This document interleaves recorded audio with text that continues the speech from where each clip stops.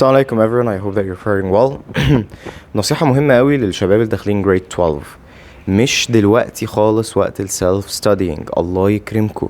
الموضوع ده مهم جدا. كتير اليومين دول لما حد بيسألني في موضوع التحويل او كده او يبعت لي على الواتساب ويقول لي مستر طب انا هجرب الاول سيلف ستادينج وبعدين لو ما نفعش هفكر اخد كورسز. شباب مش ده وقت خالص السيلف ستادينج. لو فاكرين لما اتكلمنا قبل كده قلنا السيلف ستادينج بينفع مع حوالي 30% only of students.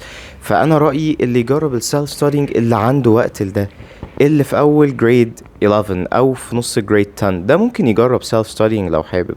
لكن اللي داخل جريد 12 اوعى اوعى اوعى اوعى تجرب سيلف ستادينج، مش وقته. تمام، اوعى تجرب سيلف ستادينج غير لو انت مجبر عليه. طبعا الكلام ده انا مش قصدي اكون بيه يعني insensitive او مش براعي ظروف الناس. انا فاهم ان في ناس غصب عنها هتتزق على فكرة السيلف ستادينج. لو انت غصب عنك لازم تسيلف ستادي، في الحالة دي يعني انت ربنا سبحانه وتعالى هيعينك ان شاء الله. تمام، لكن انا بتكلم في العموم، حاول as much as possible انك تبعد عن فكرة السيلف ستادينج في جريد 12. انت ما عندكش وقت.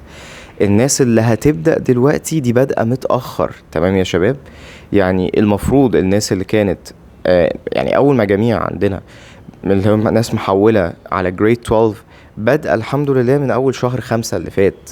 تمام، فالناس اللي يعني عايزة تحول دلوقتي أو لسه هتبدأ دلوقتي، ده مش وقت خالص تجرب السيلف ستادينج.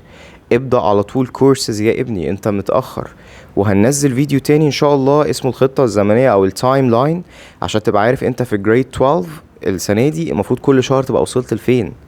فلما ننزلها هتفهموا الموضوع ده، لان انت ماكسيمم جدا لازم على اول 12 تكون خلصت المنهج وبدأت مرحلة الحل. اي مادة سواء الانجليش او الماث تتقسم لمرحلتين. المرحلة الاولى مرحلة البيزكس اللي انت بتذاكر فيها اساسيات المنهج، والمرحلة التانية اللي هي الادفانسد اللي هي انت بتحل فيها. فلازم تخلص من المرحلة الاولى ماكسيمم جدا على شهر 12. تمام، ده اخر وقت تخلص فيه المرحلة الاولى وتبدأ تحل as much as possible.